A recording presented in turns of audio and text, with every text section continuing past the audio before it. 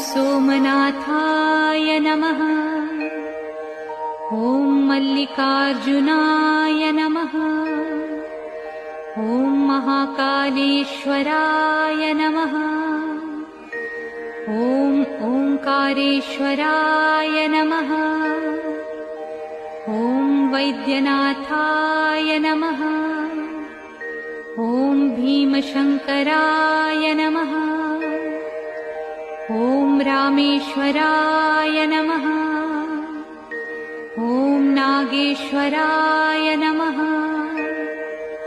ॐ विश्वेश्वराय नमः।